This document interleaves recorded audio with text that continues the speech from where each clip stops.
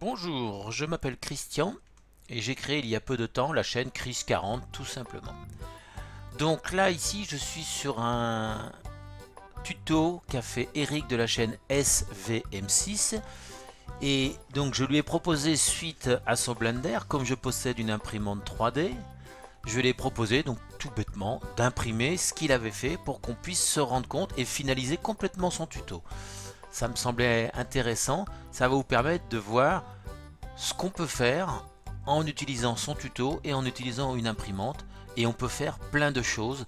Donc à la fin de cette vidéo je vous mettrai des photos de ce que j'ai pu faire et qui me servent, où j'ai pu réparer des choses grâce à cela. Donc l'imprimante 3D peut permettre de réparer des choses. Donc vous avez plein de gens de ce qu'on appelle des makers, qui donc des imprimeurs 3D, je préfère en français, qui peuvent vous faire des objets si vous n'en possédez pas une, parce que ça a un coût. Donc j'ai utilisé donc l'objet qu'il avait fait. Je vais juste vous montrer là à la fin de son, voilà, vous montrer juste la De fin. hauteur ici donc. Voilà, je coupe, excusez-moi.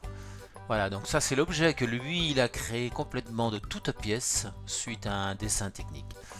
Donc je lui ai demandé de m'envoyer ce Blender, qu'il m'a envoyé gentiment et je l'en remercie. Alors moi je vais aller sur Blender, je vais récupérer ce qu'il m'a envoyé.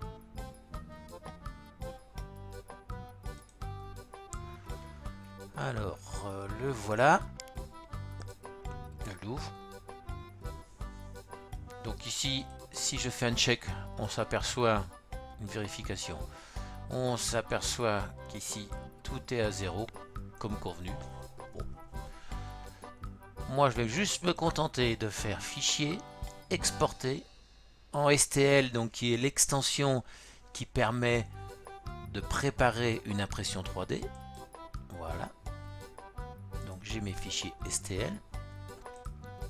Je l'exporte. Donc Blender, j'en ai plus besoin. Ensuite, moi j'utilise Cura, qui est en français ce qu'on appelle un découpeur, que j'utilise, vous voyez ici, aussi du fil PLA, qui est du fil un peu plus écologique puisqu'il est fait à base d'amidon de maïs ou de riz, je crois. Ensuite, je vais chercher mon fichier STL que j'ai exporté tout à l'heure, que j'ai créé en fait. Le voilà.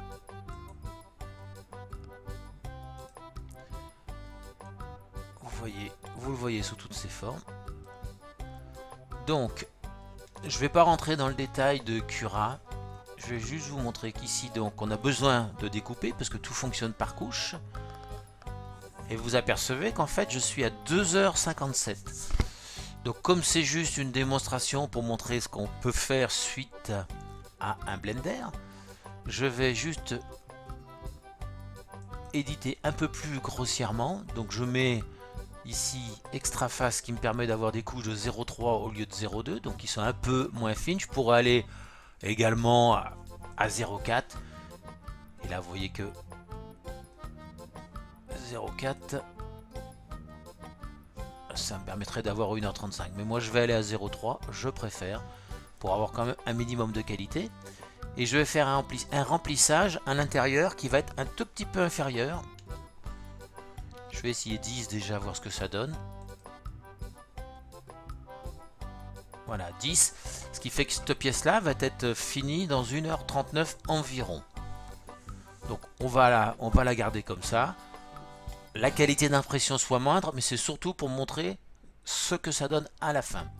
Donc je vous retrouve dans 1h40 minutes et je vous montrerai ce que va donner cette pièce-là. Et à la fin de ma vidéo, je vous rajouterai donc aussi les photos de moi, ce que j'ai pu faire et qui m'ont servi à quelques réparations. Je vous dis à tout à l'heure. Donc voilà, c'est en train de se terminer.